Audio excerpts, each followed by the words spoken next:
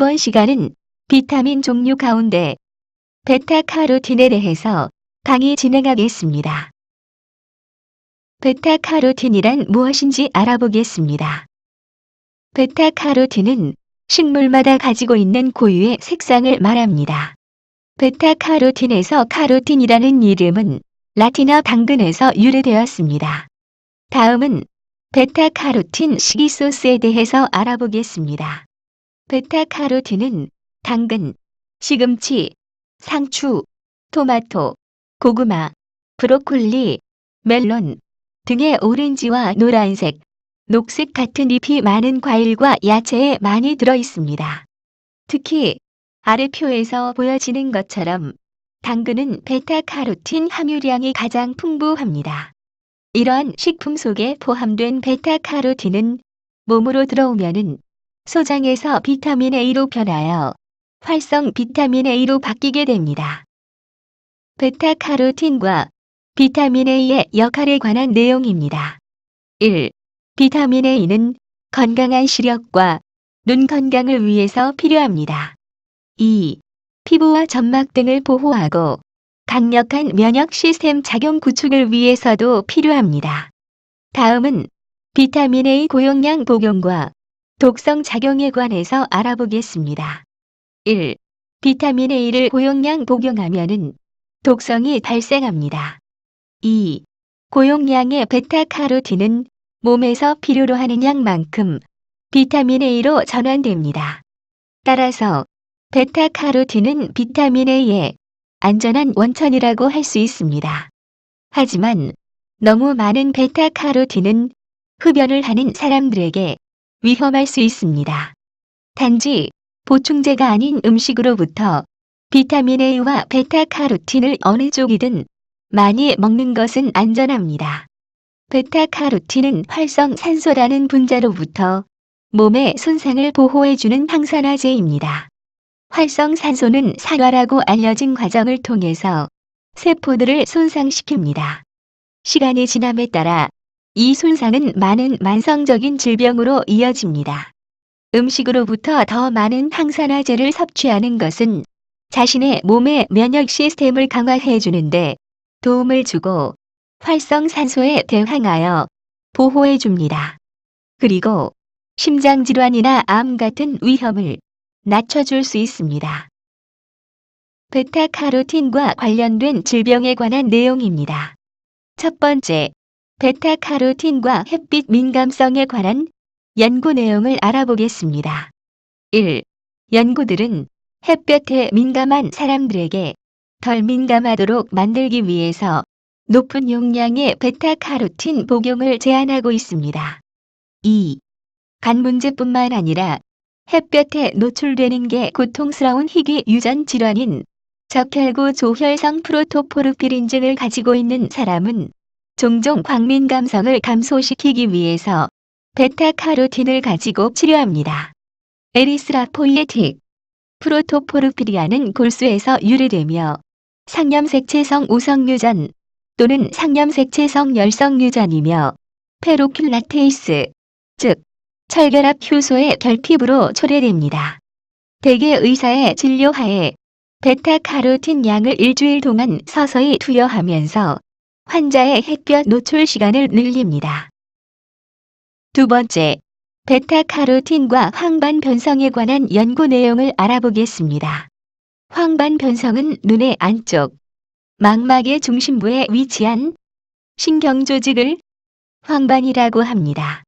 시세포의 대부분이 이곳에 모여 있고 물체의 상이 맺히는 곳도 황반의 중심이므로 시력에 대단히 중요한 역할을 담당하고 있습니다.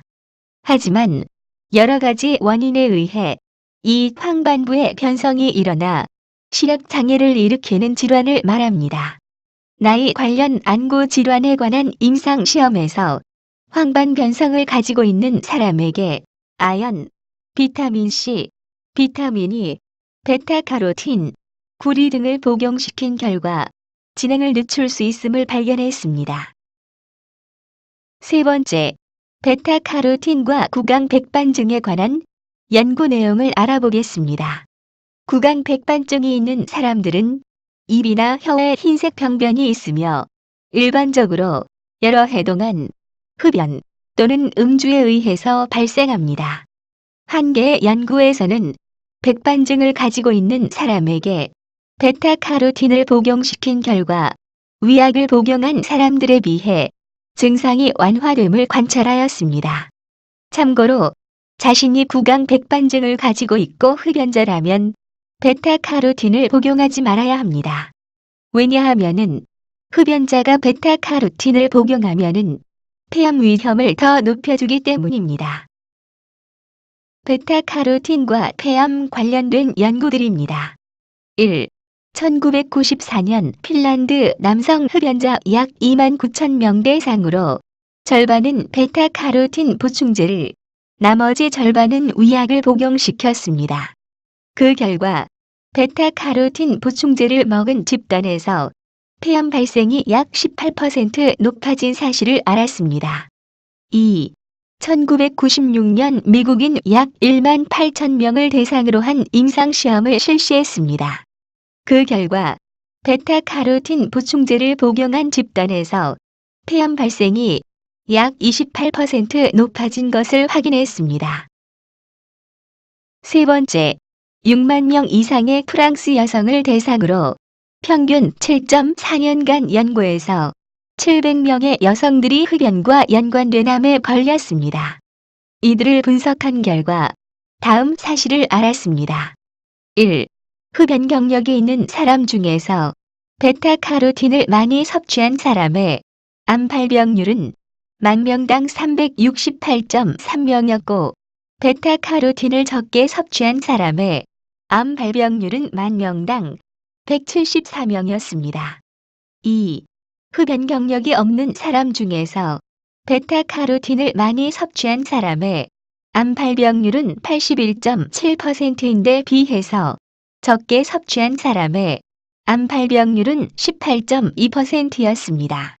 네 번째, 미국 워싱턴주에서 1만 8,314명의 남녀를 대상으로 한 베타카로틴과 레티놀 연구에서는 베타카로틴과 레티놀을 복용한 사람들이 항산화제를 먹지 않은 사람들보다 폐암 발병률은 28% 그리고 사망률이 17% 더 높았습니다. 이러한 사실들을 미루어 봤을 때 흡연자가 베타카로틴을 음식이 아닌 보충제로 먹었을 때에는 오히려 폐암 발생 가능성이 20에서 30% 높은 것으로 나타났습니다. 네 번째, 베타카로틴과 피부 경피증 관한 연구 내용을 알아보겠습니다. 피부 경화증은 진피 내의 결합 조직을 구성하여 신체의 조직을 지지하고 연결해주는 역할을 하는 악교질의 과다한 축적으로 인해 피부의 일부분 또는 전신의 피부가 딱딱해지고 두꺼워지는 경화성 변화와 혈관계 이상을 특징으로 하는 원인 위상의 만성 자가면역 결합 조직 질환입니다. 그런데 피부 경피증 환자의 혈청 내 베타카로틴의 수치가 낮다는 점입니다. 따라서 일부 연구자들은 베타카로틴 보충제가 피부 경화증을 가지고 있는 사람들에게 도움이 될 수 있을 것이라고 생각하고 있습니다. 하지만 아직까지는 더 많은 연구가 진행되어야 하고 더 많은 연구가 이루어질 때까지는 보충제보다는 음식을 통한 섭취를 권합니다. 베타카로틴 복용 방법입니다. 베타카로틴 보충제는 캡슐과 젤 형태로 모두 사용할 수 있습니다. 베타카로틴은 지용성입니다. 따라서 몸에서 흡수시키기 위해서는 적어도 3g의 지방이 포함된 식사와 함께 복용해야 합니다. 성인의 경우 1. 베타카로틴의 1일 권장 용량은 없습니다. 일부 의사들은 1일 복용량을 10,000IU부터 83,000IU까지 처방합니다. 2. 참고로 베타카로틴의 약 3에서 6mg을 얻기 위해서는 하루에 과일과 야채를 5인분 이상을 먹어야 합니다. 베타카로틴 복용 시 주의사항들입니다. 1. 지금까지의 연구들은 베타카로틴 보충제가 암 예방에 도움을 줄 수 있는지 여부에 관해서는 확인되지 않았습니다. 단지 비타민C와 비타민 E를 포함한 다른 항산화제와 함께 베타카로틴이 풍부한 음식을 먹는 것은 일부 종류의 암을 예방하는 것으로 연구되었습니다. 2. 베타카로틴 보충제는 흡연이나 술을 많이 마시는 사람들에게는 심장질환과 암의 위험을 증가시킬 수 있습니다. 따라서 당신이 누군가에게 베타카로틴 보충제를 추천하거나 전달해 줄 때 반드시 상대방 흡연 여부를 확인해야 합니다. 3. 일광 알러지 같은 특정 피부 문제를 가진 사람들의 햇볕 민감성을 줄여줄 수 있지만 완전히 치료하는 것은 아닙니다. 베타카로틴 복용 시 부작용입니다. 1. 피부 변색. 황변으로 결국 사라집니다. 2. 묽은 변. 3. 멍. 4. 관절 통증 등이 있습니다. 베타카로틴과 약물의 상호작용에 관한 내용입니다. 베타카로틴 보충제는 다음과 같은 약물과 상호작용할 수 있습니다. 첫 번째, 스타틴 약물과 베타카로틴에 관한 연구 내용입니다. 1. 스타틴을 다른 말로 콜레스테롤 합성 저해제라고도 합니다. 셀레늄과 비타민C, 이와 함께 베타카로틴을 복용하는 것은 고지혈증 치료제인 약물인 심바스타딘과 나이신의 효과를 떨어뜨립니다. 2. 다른 스타틴 약물인 아토르바스타틴도 마찬가지입니다. 만약 콜레스테롤 수치를 낮추기 위해서 스타틴계 약물을 복용하고자 한다면 베타카로틴 보충제를 복용하기 전에 의사와 상의해야 합니다. 두 번째, 콜레스테롤을 낮추는 약물과 베타카로틴에 관한 연구 내용입니다. 1.